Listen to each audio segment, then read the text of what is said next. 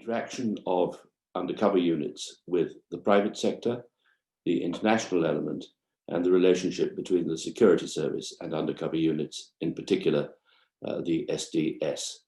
I wrongly said that the first two were in my terms of reference, but the second wasn't, an obviously nonsensical statement. It is 1 and 3 which are in the terms of reference and which I will investigate, but 2, the international element, which are outside the terms of reference. Thank you. Mr. Scobie. Good morning, sir. I appear along with Piers Marquis from Doughty Street Chambers and Paul Heron from the Public Interest Law Centre in our opening statement on behalf of Lois Austin, Richard Chessum, Mary, Dave Nellist, Hannah Sell, and Youth Against Racism in Europe. Before I embark, can I just give everyone some notice of what you're about to hear? There are going to be 5 chapters. An introductory one, chapter 1. Chapter 2 will be headed The Purpose of and Need for Policing. Chapter 3 will be the infiltration of peaceful democratic organizations and the curtailment of democratic activity. There'll be chapter 4, which is effectively a 9-segment chapter headed The Use of Specific Tactics used by the SDS. And you know when we're coming to a close, when we move on to chapter 5, headed The Involvement of the State. So let's just go back really to chapter 1 and the introduction. We represent 2 core participants in tranche 1, Richard Chessum and Mary, and core participants in later tranches, Youth Against Racism in Europe, YRE, Hannah Sell, Lois Austin, and Dave Nellis, the former Labour Member of Parliament. Their evidence will span the decades between 1974 and the early 2000s and demonstrate that the most invidious of the practices and tactics utilized by the Special Demonstration Squad, or the SDS, were in place at the very outset and had been allowed or encouraged to proliferate over more than 40 years. Throughout that time, the state has targeted peaceful democratic campaigns in the full knowledge that the individuals spied upon were not criminally motivated in any way. The state has used subterfuge and deceit to interfere with democratic organizations, slowing progress towards better lives for its citizens. The state has infiltrated legal, non-violent political parties, spying on members of parliament elected to serve their constituents. The state has invaded the privacy of its citizens. It has betrayed the trust of its citizens. The state has sexually violated and exploited its citizens. Richard Chessum and Mary will give evidence that will rebut any suggestion that these tactics developed over time or that they were the work of rogue officers without direction from above. The bulk of the tactics that have outraged and disgusted society to the extent that this inquiry had to be called were being used as far back as 1975. These tactics were not aberrations. They were repeated time and time again. They were systematic and systemic. When you have the same tactics being used over a period of at least 4 decades, it renders it incredible that those tactics were not widely known within the highest levels of government. And then the question arises, to what extent were they encouraged, endorsed, or instigated by the highest authority? When tactics like these are being used for more than 40 years, there are only two alternative scenarios. Either they were known about in government, instigated, endorsed, and allowed to flourish, or successive governments were unable or unwilling to prevent a secret police force functioning with impunity and without oversight or authority for at least 4 decades. Which of these two scenarios is the most frightening and outrageous? What the state has also done from 1968 up until today is to do everything it can to make sure that the facts and details of this do not come to light. That approach has continued right into the preparation of this inquiry. For 5 years, the victims that we are representing have been demanding information. The delay has been unconscionable and adds to the punishment they have already been subjected to. The disclosure that we have received from this inquiry has been piecemeal, limited, and late. For vast swathes of the subject matter relating to our core participants, there has been nothing at all.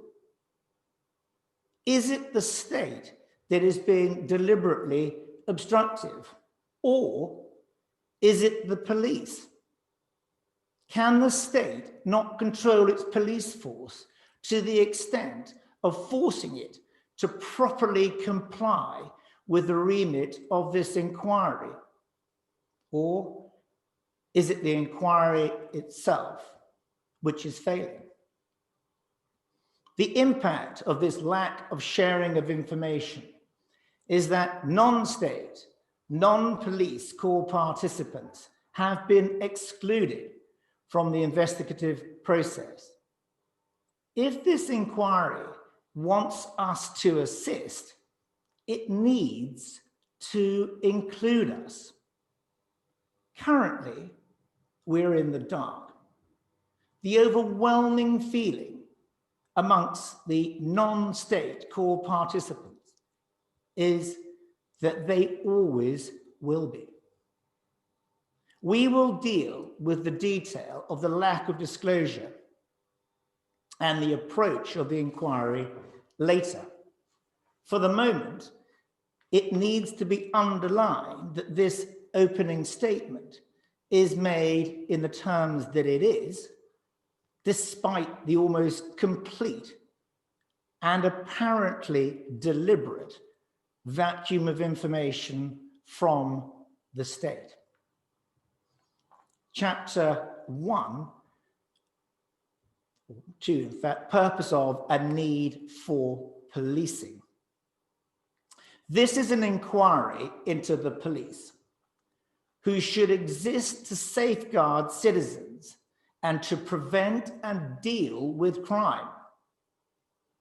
None of the people that we represent are criminals. Between the 5 of them, they have a grand total of 2 fines. Even those incidents arose from community-minded interventions. One, to prevent a racist altercation, and the other to prevent a 77-year-old decorated ex-paratrooper from being tried and imprisoned because he could not pay his poll tax. 2 fines that reflect a tendency to criminalize peaceful democratic protest and civil disobedience, a theme that recurs across the non-state, non-police corps participants more generally. All of our core participants are decent people with a common commitment to helping others. The limited disclosure that we have seen in relation to our tranche one clients only are SDS and special branch files covering the period of 1974 to 1976. They confirm the contentions of both Richard Chessum and Mary, that there's not even the slightest suggestion that either of them were involved in any criminality in any form. Across those files, there is no concern raised about them being potentially involved in any threat to public order. Even as far back as 1970, there was a clear recognition from the police that not all targets were either engaging or likely to be engaged in acts leading to public disorder. The police knew that they were targeting innocents.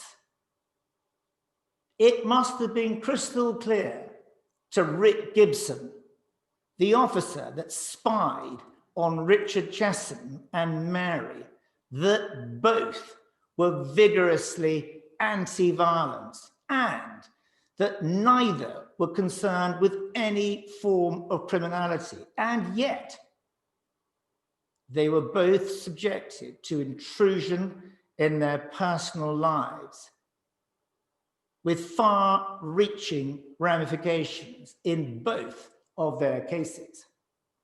Mary was sexually violated by an officer acting on the orders of the state. She has had to live with the fact of that violation and the fact that it was sponsored by the state. Richard Chessum's life has been irrevocably, unfairly, and detrimentally altered. In common with so many of the non-state core participants, they were subjected to the wholesale use of deceit, manipulation, and exploitation by the state, using a police force whose purpose is purportedly to deal with crime.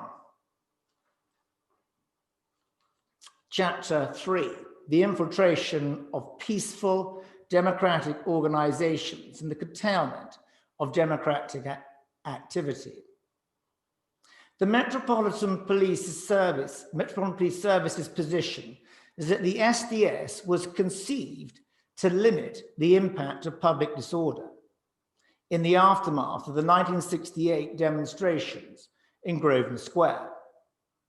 It will be suggested that originally the SDS was a justified means of achieving a legitimate aim in the context of public order.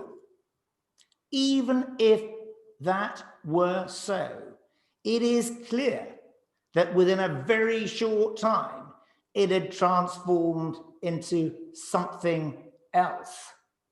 It became a tool used by the state to curtail the activities of peaceful, democratic organizations. The aims of those organizations were and are supported by significant sections of society, but they happen to be contrary to the policies of the state. All of our core participants campaigned for social justice, in defense of human rights, for peace, for an end to discrimination. They campaigned for better conditions for working people, better housing, better opportunities for women. All of these campaigns were run on an open and democratic basis. None of them was secret. Dealing with Mary and Richard Chessum specifically, as the spying on them happened so long ago, we can look back at the causes that they campaigned for. And we can ask ourselves, what were those causes? What were their aims? Were they helpful? Would they have improved people's lives? Would they have saved people's lives? The Troops Out movement argued that the withdrawal of the British military from Northern Ireland was an essential precursor to peace. They argued that the bombings, the sectarian murders, the carnage that blighted the lives of the people of Northern Ireland and Britain would not end until British troops were out. Was that a just cause? Well, hasn't history given the answer to that? During the 1990s peace process, successive British, Irish, and US governments and all the main Westminster political parties accepted that a demilitarization process of Northern Ireland was an essential step towards peace.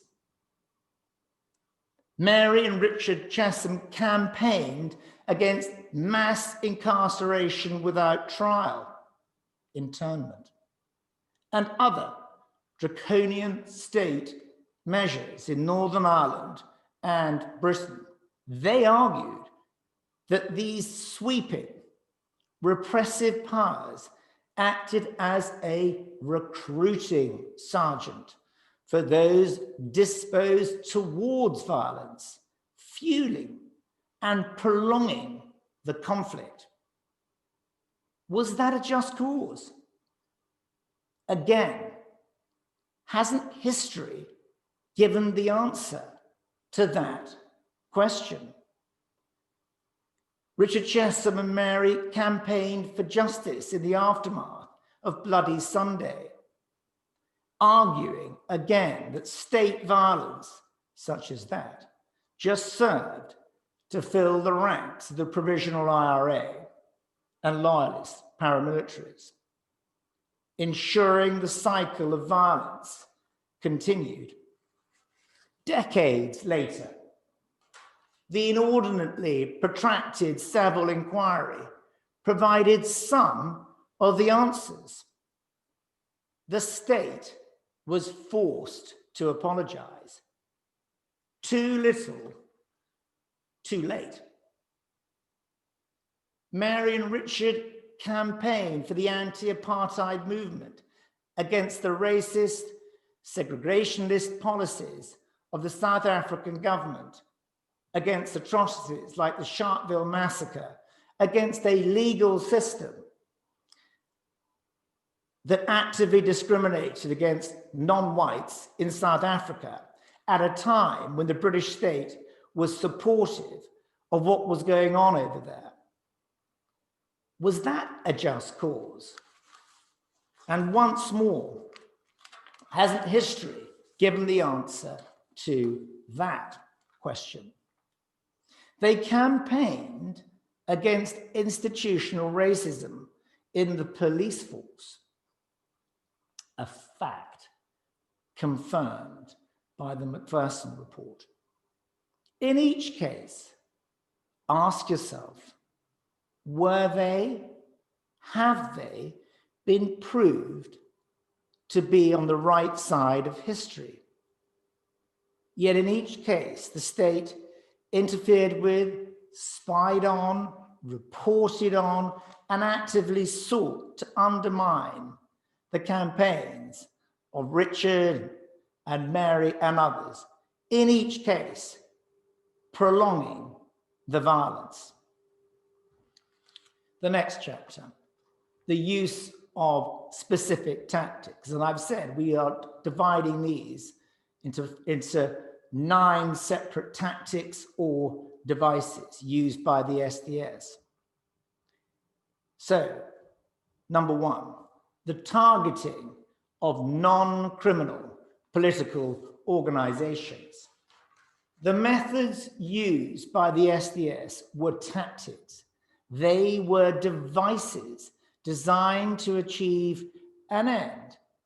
For the most part, it is clear that they were developed at an early stage and used and reused over the decades. Those tactics alone and cumulatively amounted to a strategy. It is the evidence of their reuse that goes to the heart of the question of the extent to which they were accepted, endorsed, encouraged, and authorized by those in the highest authority. The first and most fundamental tactic to address is that apparently in pursuance of the protection of public order, organizations were targeted that posed no threat to the public.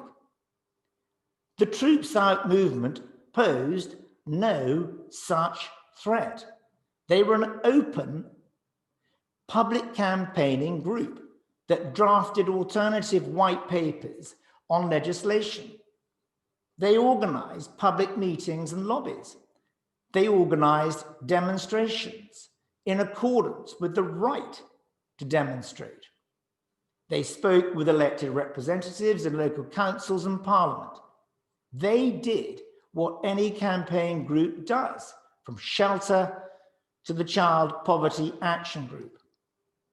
The difference is policy. Their aims were contrary to the stated policies of the state. The infiltration of and sustained spying on the Troops Out movement was not to prevent crime or public disorder. The police were used to infiltrate and influence political movements. They used exploitation and deceit to discredit and curtail the progress of those political movements. This was not criminal policing, it was political policing. And this tactic was in place at the very latest by 1974, if not significantly before. As with the other tactics that the SDS employed, it became embedded as a strategy.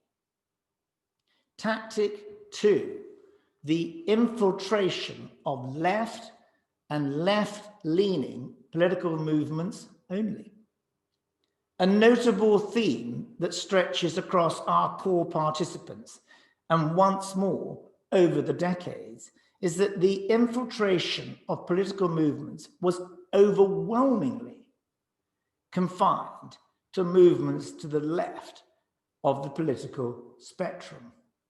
Trade unions, socialists, anti-racists, internationalists, and others. From Mary in the early 1970s, who was involved in campaigning against fascists, who at that time had united under one organization, the National Front.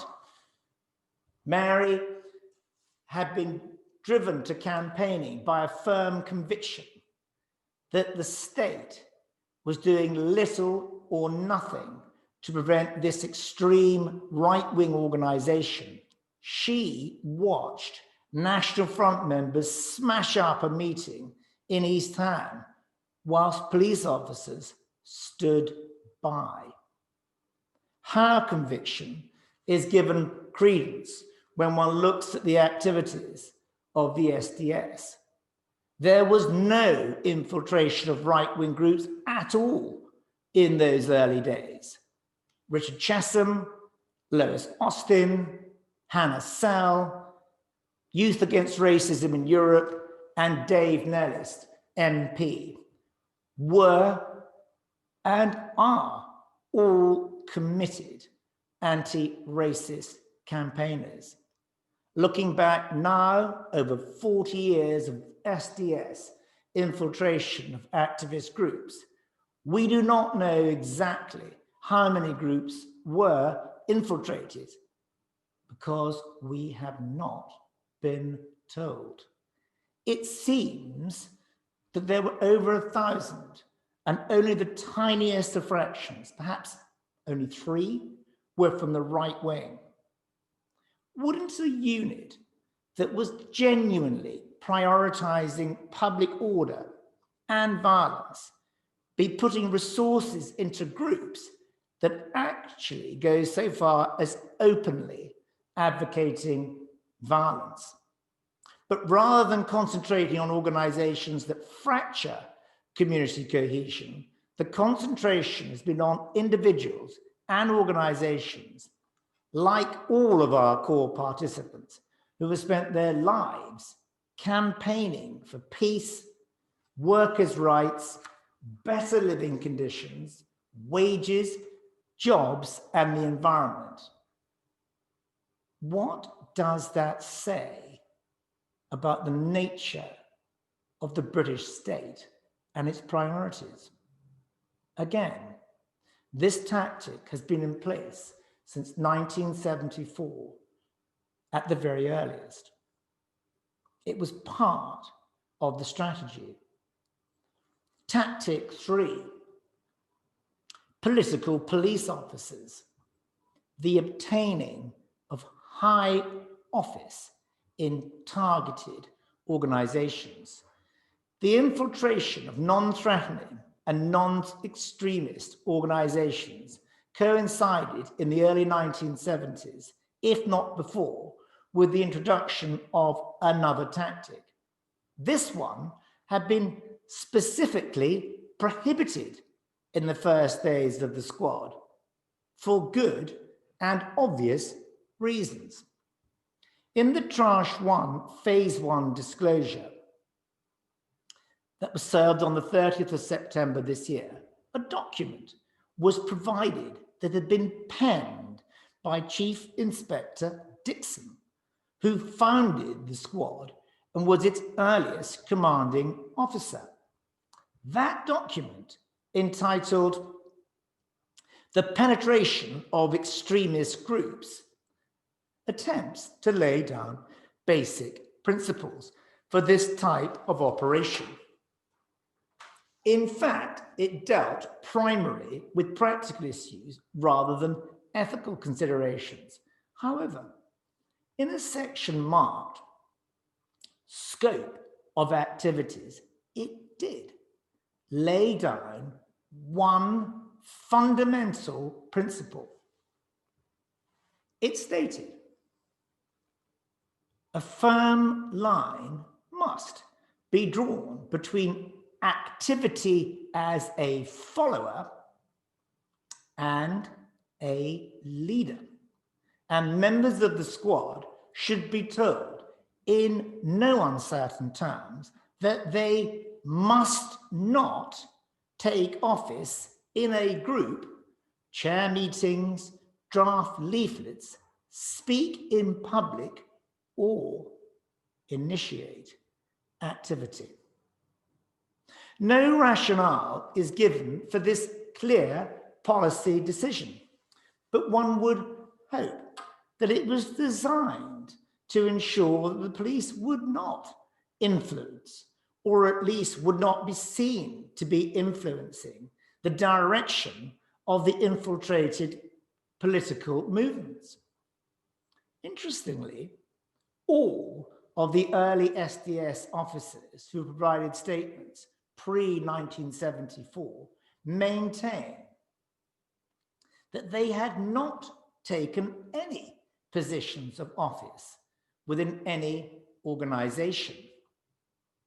Within a few short years, this policy had not only been abandoned, but had been completely overturned. By 1974 to 76, with the full knowledge of his superiors, Rick Gibson had first assisted in establishing the South East London branch of the Troops Out movement, moved on to become the London organizer, member of the secretariat, and convener of the secretariat, and then the joint national secretary of the whole movement.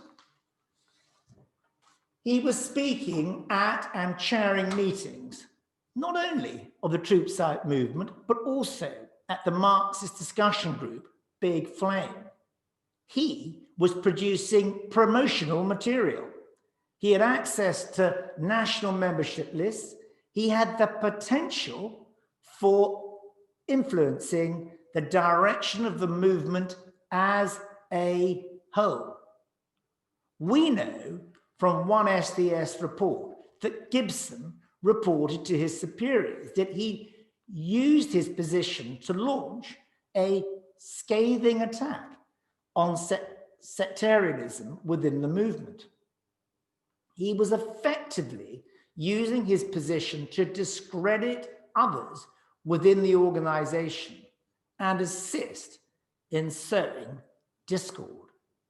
It is apparent that he used his advanced knowledge of the locations of public meetings to enable uniformed officers to attend the meeting venues and tell the proprietors, falsely, that the Troops Out movement was an illegal organization.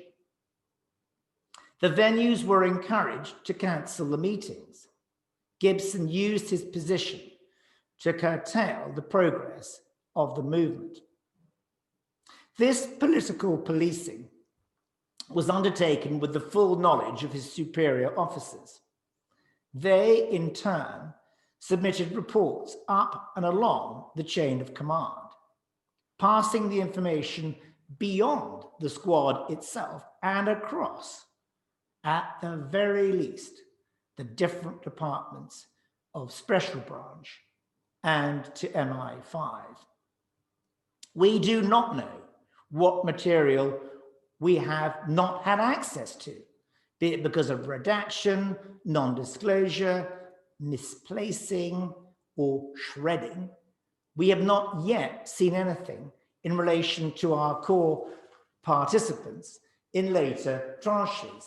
But what is clear from the material we have seen is that rational policies designed to limit police activity and prevent the police from exerting covert political influence had been abandoned. And that abandonment of policy was not the work of a maverick officer.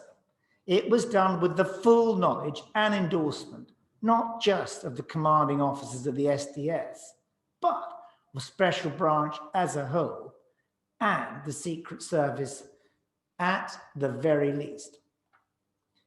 Any suggestion that it went no further than that the Metropolitan Police Service, with the consent and knowledge of the Secret Service, were acting independently of government, just is not credible. By 1975, the only ethical policy on the scope of the SDS activity envisaged by Chief Inspector Dixon had been entirely scrapped. The scrapping of that policy gave police officers the platform to stifle, inhibit, and derail the progress of legitimate democratic political activity. The inhibition of that activity amounts to the inhibition of democracy itself.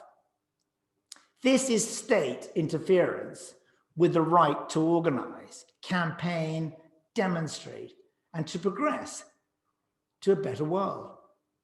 Political policing of the very democracy that Britain is supposed to be proud of. It is clear, once again, that what went wrong here went wrong at a very early stage. Tactic 4, the exploitation of trust and friendship relationships. Again, the statements provided by the pre-1974 officers maintain that none of them formed close relationships with any of their targets. Whether that's true or not remains to be seen, but by 1974, it certainly was not true. Richard Chessum had been a lay preacher with the Methodist Church and a member of the Christian Socialist movement. In the 1960s, he worked at the South London Mission. He was actively involved in the Fellowship of Reconciliation, an international movement of people who commit themselves to active non-violence as a way of life. He worked for the Mid-Bedfordshire Labour Party and for CND. He was the secretary of his local United Nations Association. He wanted to help people in this country and beyond. He dedicated his life to doing that. He is a thoroughly decent, caring, and intelligent individual who campaigned for peace and a better way of life for others. He has spent the last 17 years setting up a charity for asylum seekers, helping thousands of homeless and destitute people. Richard came to the attention of special branch because he wrote an article for a newspaper. And after that, he was systematically spied upon, along with his sister and his then girlfriend, who later became his wife. Richard was targeted by Rick Gibson because he ran the Socialist Society at Goldsmith College in southeast London. Prior to the involvement of Rick Gibson, there was no branch of the Troops Out movement in southeast London. Richard Chessum was encouraged by Gibson to set up a local branch. Gibson inveigled his way into a friendship with Mr. Chessum and cultivated that friendship to exploit him. They socialized together, spending time in pubs, going to football matches, eating with him as a guest in his home on many occasions, invited in to break bread, spending time with him and his partner. The whole time, Gibson was reporting back the intricate details of Richard Chessum's life to the state, exploiting and betraying the trust given to him by a decent man. For what purpose? Why? That tactic was in place from 1974 and used over and over again in the decades that followed. Tactic 5, blacklisting. That friendship and the details of Mr. Chessum's life, however innocuous, were passed back amongst Special Branch and the Secret Service. Despite his clear and acknowledged lack of involvement in any criminality, despite his decency and intelligence, and despite his university-level education, he was refused job after job over the next 2 decades. He applied for teacher training courses and was refused. He could not secure any lecturing positions. Applications for research posts were rejected. Overqualified though he was, he applied for a job sorting mail at the post office. He scored 86% in the entry test, and then again, he was refused. When he asked why, he was told that they were not at liberty to say. That is Orwellian.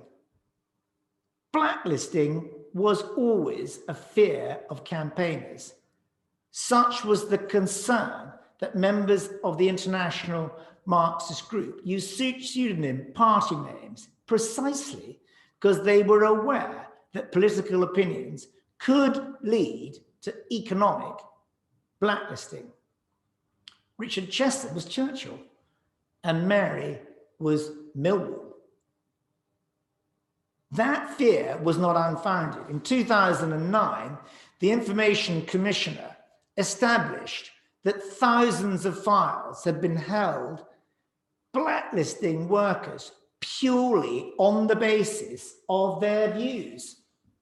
Peter Francis has admitted that he and other undercover officers passed information directly to blacklist companies working for private industry and big business. What was not known was the extent to which SDS officers passed on information about decent citizens that helped to ensure that they would essentially never work again.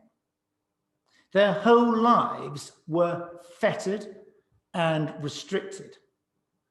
Decent people were prevented from being productive and fulfilling their potential simply because of their political opinions. The unlawful victimization of citizens because of their politics is a scandalous use of police surveillance and public funds. Richard Chessum does not know if he was blacklisted. He knows that a special branch file was opened on him simply because he wrote a letter to a newspaper. He knows that he could not secure employment for most of his working life, despite his qualifications. We have raised this issue with the inquiry, and so far we have heard nothing. Tactic 6, sexual exploitation and targeting. Mary was a student at Goldsmith College. She was a member of that college's Socialist Society, another victim of a tactic of infiltration of places of learning by special branch and the Secret Service. She was involved in campaigns for student welfare, providing creches at the college, expressing support for trade unions, hospital workers and miners. She had a certificate in nursery education. She was committed to helping others. Mary knew Richard Chessum through Goldsmith College. She also campaigned for the Troops Out movement, and so she was also spied upon by Rick Gibson. But in her case, she was also sexually exploited by him. Gibson made advances on her and initiated a sexual relationship with her. Mary is clear, unsurprisingly, that had she known that he was a police officer, there is no way that she would ever have consented to any form of relationship with him. He used her for sex, to consolidate his history, cement his reputation, and get closer to a group of activists. Sex was used as a tactic of undercover policing. There can be no doubt about it. Sexual exploitation and manipulation was used by the state to obtain information and disrupt political activity by decent people. This is exploitation of the most intimate kind. It is nothing less than state rape. And it was not a one-off. Gibson was involved in at least 4 different sexual relationships with activists in his time in the Troop Site movement and Big Flame. At least one of those was a long-term relationship with a victim whose emotional well-being was seriously exploited, as well as her body. After Gibson was outed as an undercover officer, he wrote to her explaining his reasons for having to go away. He was lying, of course. This was an exit tactic that we will hear has been used time and time again. The exit tactic was used to further deceive the many women who have been sexually and emotionally abused at the hands of the state over the following decades. It is the last in a series of lies, and it was designed only to hide the fact that this is what the state was doing. Any presumption that sexual targeting started much later in the history of the squad, or that it was an occasional occurrence, or that the officers were mavericks, has been shattered. On behalf of the undercover officers, the designated lawyers have sought to minimize both the frequency and impact of this sexual violation, referring to simply one-night stands of the kind that happen. That claim does not stand up to even cursory scrutiny, but it does give us an insight into the total disregard that they had for the women they abused. Sexual targeting and the accompanying exit strategy were tactics that were in place from 1975 at the very latest. They were repeated time and time again, to the extent that they became part of the DNA of political policing in Britain. Tactic 7, theft of the identities of deceased children. Unconcerned as they were with the questionable morality of targeting the living in the way they did, the SDS also had no qualms about targeting the dead. The designated lawyers on behalf of the undercover officers have referred to this practice as the using of birth certificate information. They have suggested that it is inappropriate to refer to the practice as theft. Theft is the dishonest appropriation of property belonging to another with the intention of permanently depriving them of it. We know that the identities of deceased children were appropriated by the SDS. There is no doubt that that was done dishonestly. The memories of children have been permanently stained by this tactic without the slightest regard to the impact on their families. The designated lawyers may well seek to argue legalistically and robotically about the nature of property. But let's say it as it is. This is the theft of the identities of dead children. In terms of policy, in 1968, all that has been disclosed on the theft of the identities of deceased children is Conrad Dixon's paper. Amongst the heavy redactions in the section on identity and background, it states the following. On joining the squad, an officer has to supply an autobiography covering his new identity. And after the various inconsistencies have been eradicated, he obtains the necessary papers to confirm it.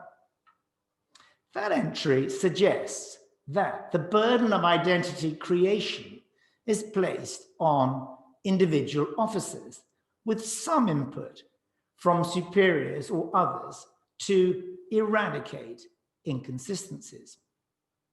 It is an interesting placement of responsibility away from those in charge onto the individual officers themselves. That is a theme that we expect to see repeated throughout this inquiry. It's also interesting because it is so very short on detail, with no explanation or guidance as to exactly how new identities are to be forged and how the necessary papers are obtained. Interestingly, every one of the witness statements of the officers deployed in the very early days states that they did not use the identities of deceased children. Some expressed disgust that such a tactic would be utilized. Disgust, no doubt, that the state would sink to such a level, languishing in the sewers. The heavily redacted SDS Tradecraft Manual that has been published as evidence shows that by 1995, the theft of the identities of deceased children and research into the families of those children had long been an established routine practice. It was expressed in robotic terms and exposed a lack of even basic humanity. The manual cautions. We're all familiar with the story of an SDS officer being confronted with his own death certificate. That SDS officer was Rick Gibson, who was discovered by members of the Big Flame group at the time of the infiltration of the Troops Out movement and his association with Richard Chessum and Mary. The response of SDS officers and managers is shocking. The discovery of the death certificate should have been a wake-up call. It was the opportunity for them to realize that what they were doing was appalling and unlawful. It was their opportunity to stop. Instead, they doubled down on the tactic. They embedded it into a strategy to provide officers with a new identity. Rick Gibson's discovery did not become a lesson in their immorality. It became a lesson in how not to get caught. It was a lesson in maintaining secrecy, whatever the cost. Once more, by 1975, without any question of a doubt, what went wrong had certainly gone wrong at this early stage. The interference with democratic organizations, the sexual violation of activists, and the theft of dead children's identities.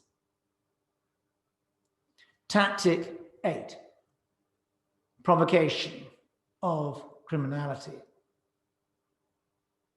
Both Richard Chessum and Mary categorically state that as far as they are aware, Rick Gibson did not engage in encouraging or provoking activists to engage in criminality. Certainly by the early 1990s, that position had changed. Hannah Sell and Lois Austin joined the Labour Party and the Labour Party Young Socialists when they were teenagers. They have spent their lives working and campaigning within the Labour movement generally, and particularly as leading figures in militant Labour, which became the Socialist Party. For decades, they have effectively dedicated their lives to campaigning for a fairer society. In the early 90s, they were aware of the rising racist attacks across Europe, but particularly from their perspective in London. They helped set up Youth Against Racism in Europe, a campaigning group aimed at a united response to racism and racist violence. It was a mass protest movement advocating peaceful change, combating racism with socialist ideas rather than violence, and campaigning around the concept of jobs and homes, not racism. A significant part of their campaign was against the British National Party in Tower Hamlets and South East London. In the latter, the British National Party set up their headquarters in Welling. They began recruiting locally, even outside of schools, and the incidence of racist attacks increased significantly and escalated in severity. In February 1991, Roland Adams was murdered. In July 1992, Rohit Dugal was murdered. In April 1993, Stephen Lawrence was murdered. That is real crime that needed to be prevented. That is a job for the police. YRE campaigned to close down the BNP Welling headquarters, lobbying the local council and organising large demonstrations to show that the violence and racism was not acceptable and that the closure of that office had widespread public support. It was in this context that they were infiltrated by the undercover officer, Peter Francis. Peter Francis's deployment lasted for 5 years. It started within YRE, but followed Hannah Sell and Lois Austin over the years into militant Labour. Francis was followed into militant Labour, then known as the Socialist Party, by another officer, Carlo Neri. And I stopped there to say there is an issue about whether or not his real identity should be named. We support that, that application, but we do not seek to take the point here. But I only raise it now as a side point because it was raised this morning. Tactically, Francis and Neri followed the SDS playbook to the letter. They used the whole array of dirty tactics that had been in play for at least 20 years. Both targeted organizations that were endeavoring to improve society. Both obtained officer positions within an organization which entitled them to go to regional and national conferences. Neri, as branch treasurer of the Hackney Socialist Party, involved in recruitment. Francis, as branch secretary for Hackney Militant Labour, They both attended regional and national conferences. Francis, at the very least, stole the identity of a deceased child. Both formed close relationships with decent people and betrayed their trust. Eating with them, drinking with them, confiding in them, spending weekends away together. Both had exploitative sexual relationships with members of the groups they were targeting.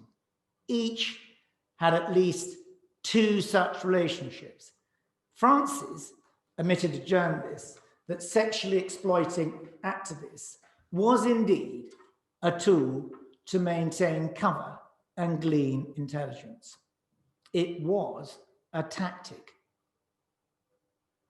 But where they were fundamentally different to Rick Gibson was their willingness to encourage and even engage in criminality. Francis has described himself as being a natural fighter, having a very aggressive dimension to his personality. Hannah Searle and Lois Austin within YRE argued that defeating racists and fascists was a political task that needed patient campaigning in working class communities. YRE was prepared to defend itself against attack from fascists, and on occasion had to do exactly that. But the group's aims and methods were political. Peter Francis, on the other hand, repeatedly tried to persuade YRE activists to engage in violence with fascists. He encouraged activists to attack others, not only in direct opposition to the ethos and aims of YRE, but also completely contradicting the stated aims of the SDS and the purpose of the police force that is supposed to protect us. Hannah Searle has no doubt that he was consciously trying to get them to do things that they could be arrested for. A few years later, in 2003, Carlo Neri took things much further than Peter Francis had ever done. He took anti-fascist members of the Socialist Party to show them a charity shop in West London that was being used as a front for raising money for fascists. He told them that it was owned by a well-known Italian fascist who'd been convicted in his absence in Italy for being a member of the political wing of the Armed Revolutionary Nuclei, a fascist terrorist group. That group was implicated in the Bologna bombing of 1980, which killed 85 people. The shop was on a residential street. On more than one occasion, Neri suggested that they firebomb the premises, burn it down. Not only were those undercover police officers encouraging crime, they were encouraging serious crime. They were prepared to criminalize decent people. In a case of that kind, a serious arson attack, they were prepared to have law-abiding people imprisoned for a very significant period of time. They were also prepared to put the lives of local residents at risk. Again, this was not an isolated example. This was not the first or only time that an undercover officer incited arson. Provocation of serious criminality, not just discredit organizations, it would destroy them. Why were undercover officers encouraging criminality? Was it to discredit?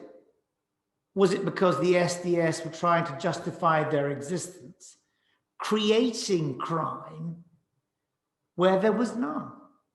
Was it another extension of the strategy used to keep their cover?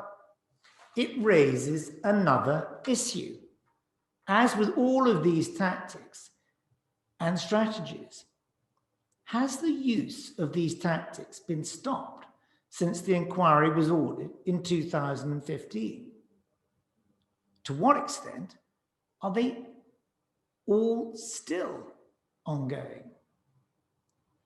Currently, the government is seeking to introduce legislation that, if it remains in its current form, would establish a framework for the legitimizing the use of criminality in undercover work. Why is that? And why now? Is it an attempt to undermine these proceedings and fetter any recommendations that are made? Tactic 9, infiltration of political parties and elected representatives.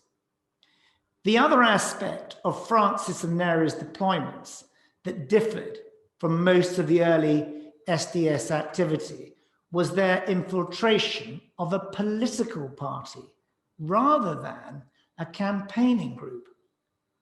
This goes beyond state interference with democratic organizations on single issues and goes to the heart of electoral democracy.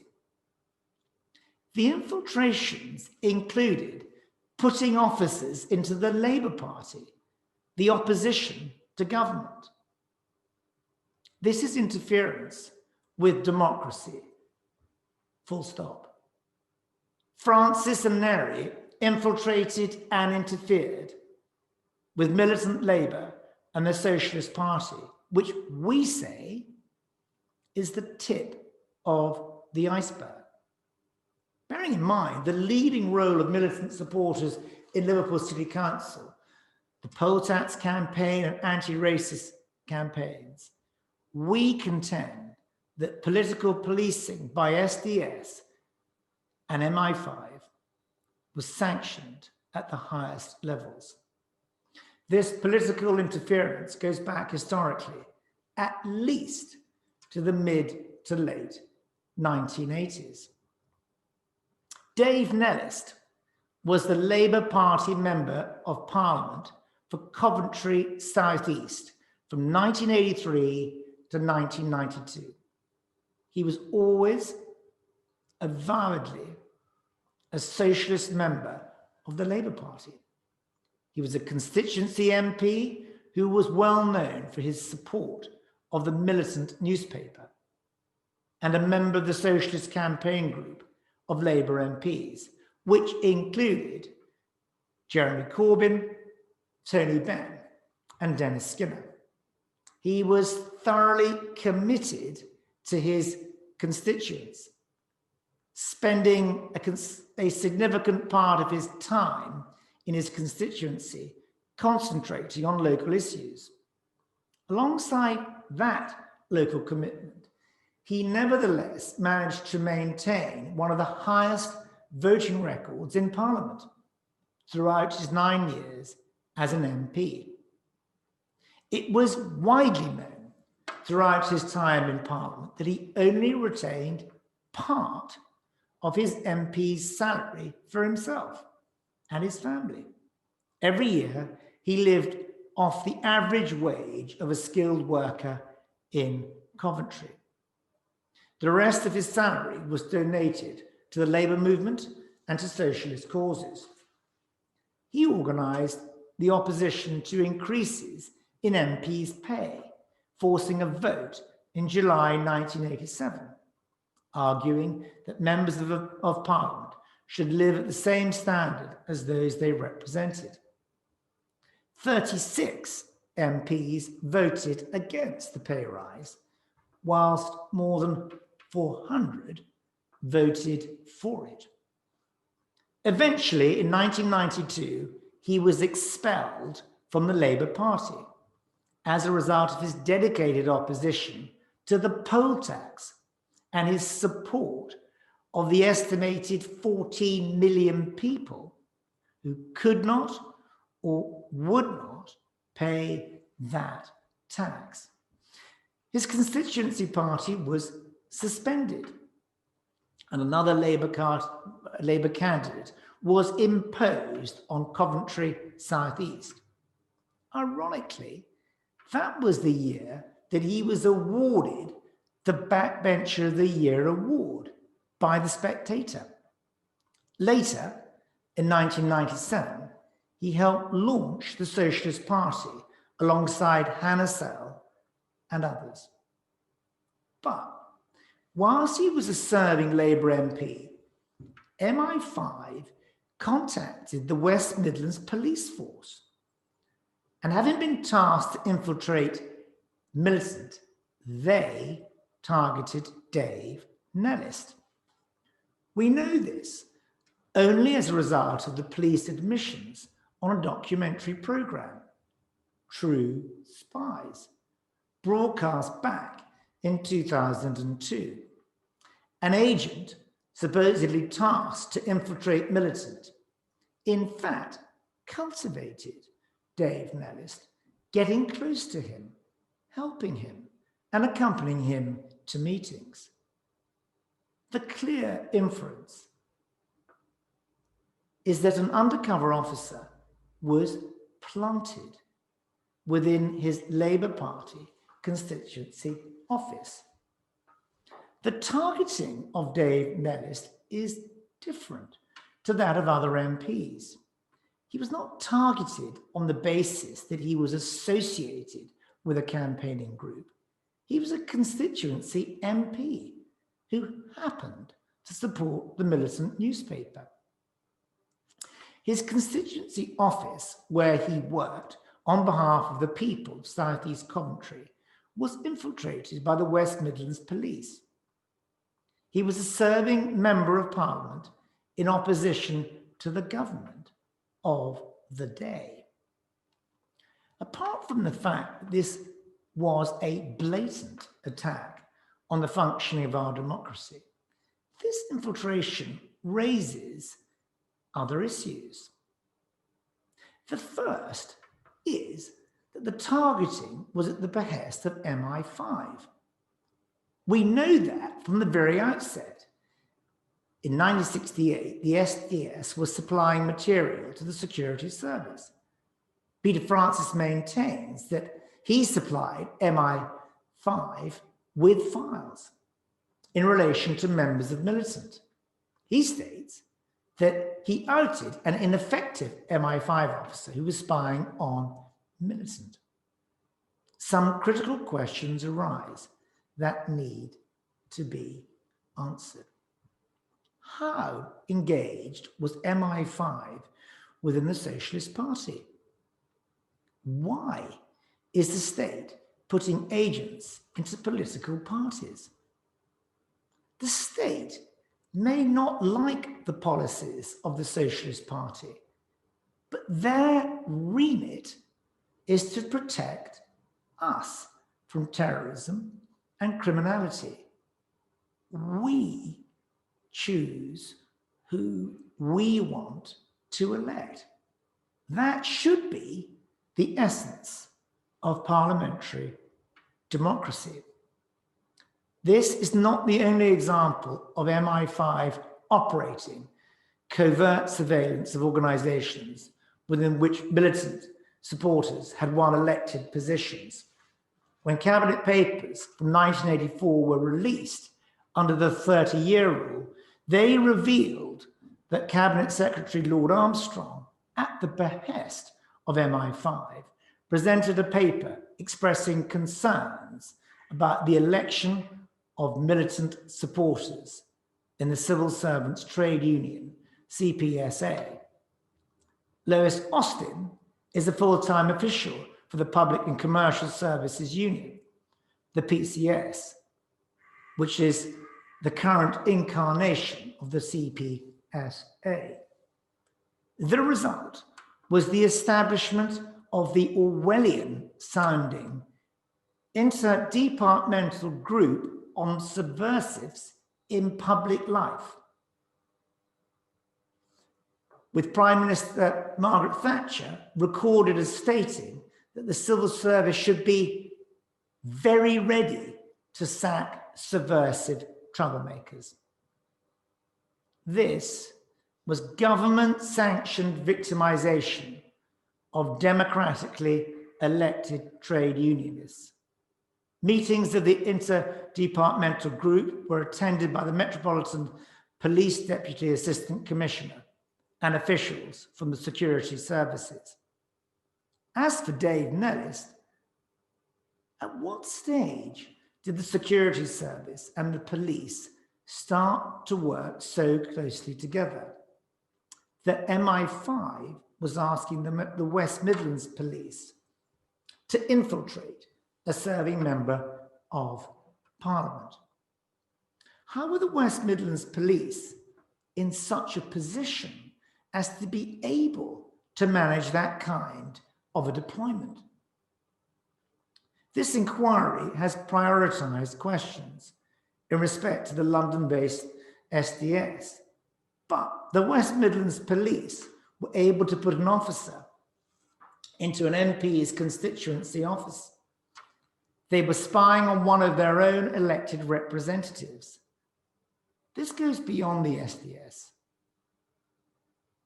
Political policing was taking place nationwide. How did this specific infiltration happen?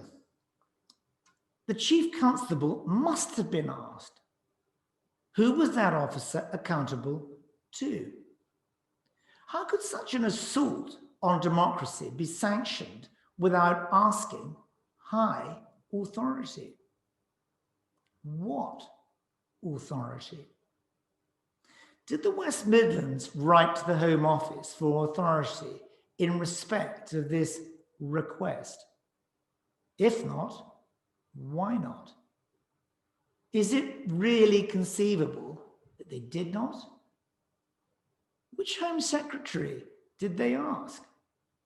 Between 1983 and 1992, was it Leon Britton, Douglas Hurd, David Waddington, Kenneth Baker? Who was it? And how could a Home Secretary endorse this kind of policing without recourse to the Prime Minister?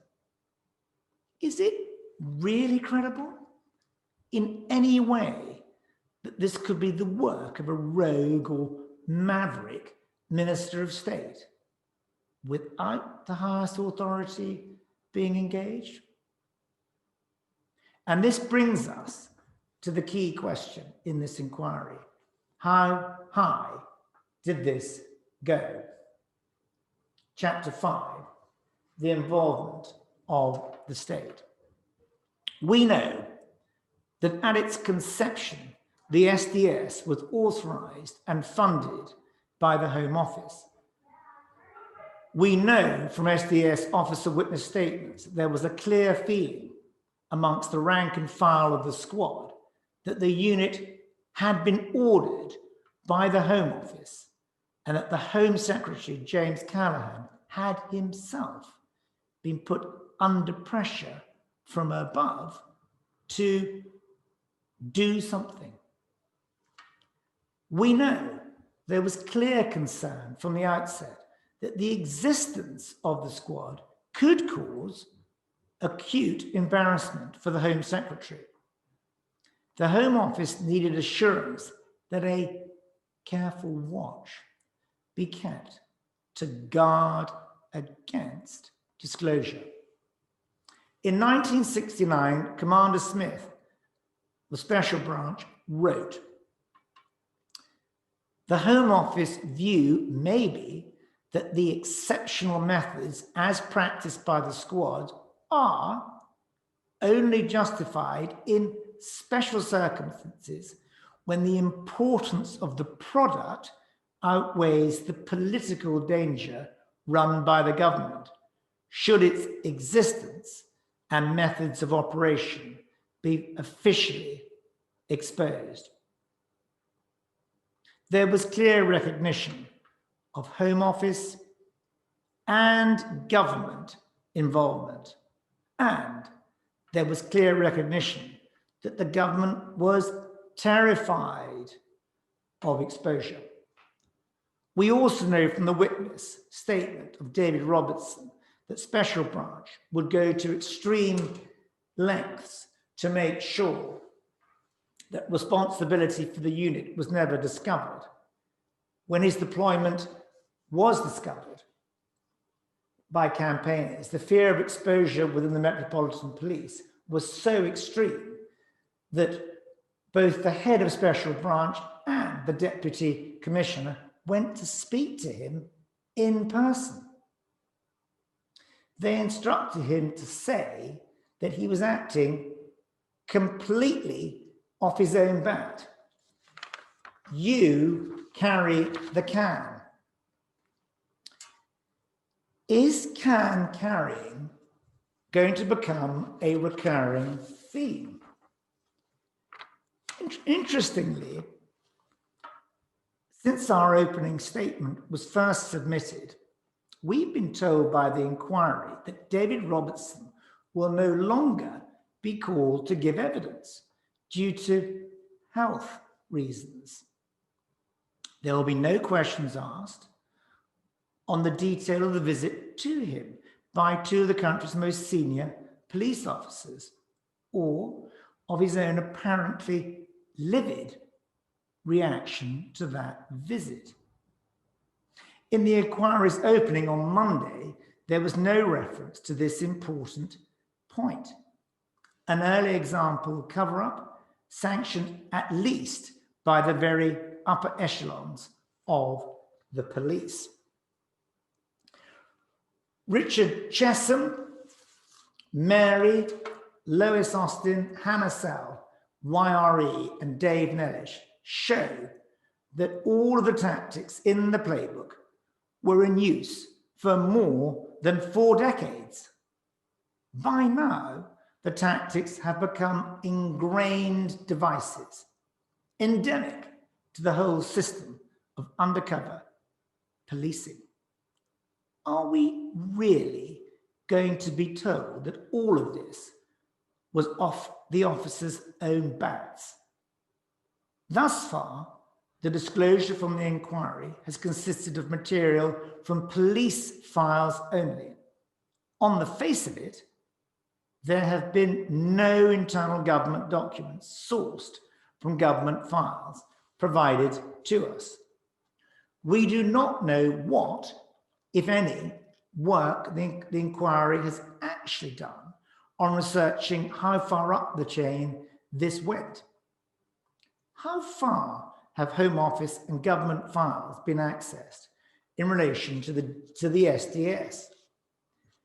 Does anyone seriously think you're going to find the answer to the ultimate question of accountability by asking the police to provide you with this material? We've heard in the Home Office opening statement that they purport to have disclosed 6,000 documents to the inquiry. Where are these documents? What did they deal with? Why have they not been disclosed? We've heard from the designated lawyers for the UCOs. On the one hand, they claim there's been no SDS infiltration of elected MPs or justice campaigns or trade unions and no involvement in blacklisting. On the other hand, they say that Special Branch was charged by the Home Office with assisting MI5. MI5, who the designated lawyers say actively received and consumed the majority of the SDS intelligence. MI5, who, again from the designated lawyers, apparently vetted up to 3,000 inquiries a day, asked the West Midlands Police to spy on a Labour MP, and regularly infiltrated trade unions. Bearing in mind the astonishingly close links designated lawyers have accepted between the SDS and MI5, and the obviously close links between MI5 and the Home Office, are these not the areas that should be being explored by the inquiry? Are the entire SDS being asked to carry the can by the Home Office? Accountability should be the ultimate aim and responsibility of this inquiry. You have the access and resources. To date, we have seen nothing to suggest that that responsibility has been undertaken to any safe and satisfactory level. This has to be done. It can be done. In other cases, it has been done. We refer particularly to the ongoing appeal of Ricky Tomlinson and of the Shrewsbury 24. Campaigners have unearthed declassified material in the National Archives that show the extent to which the government, to the very top, including the Prime Minister, Ted Heath, was interfering in and containing the activities of trade unions. This inquiry has access to more than any campaigner could ever have access to. It can be done. And so far, the indications are that it will not be. On behalf of all of the non-state, non-police corps participants, Ruth Brander will be dealing in detail with the inquiry's approach to disclosure and procedural issues very shortly.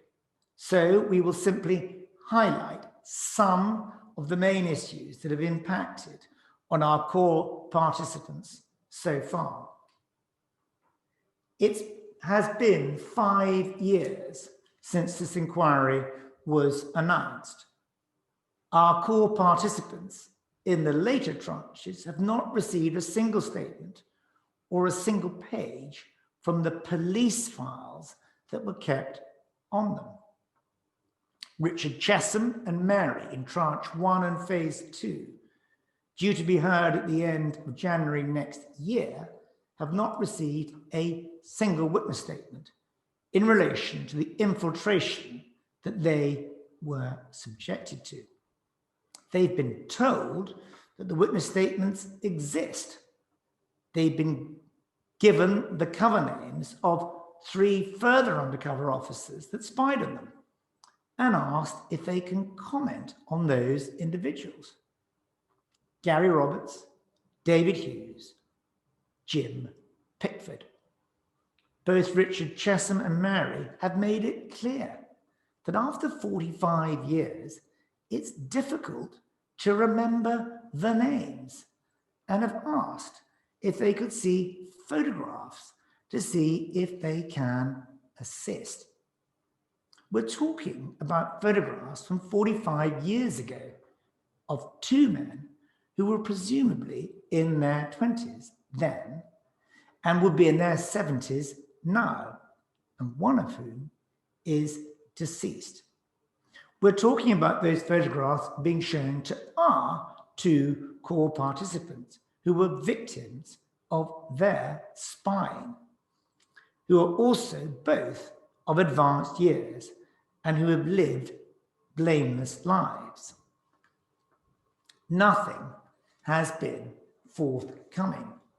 So, Mary in particular has been told that other officers infiltrated her life, but other than being given their unremarkable cover names, has no idea who they could be. How can assistance be given to the inquiry in respect to the activities of these officers if the inquiry will not give us access to the material that we need to assist them? The documents that we have been allowed to see in respect of the Troops Out movement and SDS spying on Richard Chessum and Mary are heavily redacted. with chunks of material blacked out. In any event, they are nothing more than sanitized, second-hand reports of intelligence received. There is no first-hand original material at all. There is little or nothing in relation to policy. Where is it? If the inquiry doesn't have it, why don't they have it? And what does that tell us of the approach that the police and government are taking to disclosure? Who is monitoring the police's approach to providing material to this inquiry? Why has there not been a specialized team of independent investigators to assist the inquiry? The files we have seen do show us one thing of importance in respect of one group, the Troops Out movement. They show that many tens, if not hundreds of citizens were being spied on and were the subject of special branch files. Just one group. It is estimated that over 1,000 groups were infiltrated. How many innocent people have been spied upon? How many people have had the course of their lives changed irrevocably because the state did not like their politics? This spying was conducted on an industrial scale. But how many of these individuals have been contacted and told that they were direct or indirect targets of undercover policing? How many have been asked for their accounts? We can't ask them. We know who some of them are, but for us to even have had sight of the material in the first place, we have had to sign restriction orders, preventing us from disclosing their contents. How is this an open inquiry, seeking to get to the truth of what we contend are state crimes committed over decades on its own people? We have not even been told the names and number of groups that were targeted. We have had documents provided with names of organizations blacked out. How can the public get any idea of the magnitude of what is state-sanctioned criminality and gratuitous abuse of its powers? Instead of being open with us, we are faced with numerous anonymity applications, restricting the identities of police officers.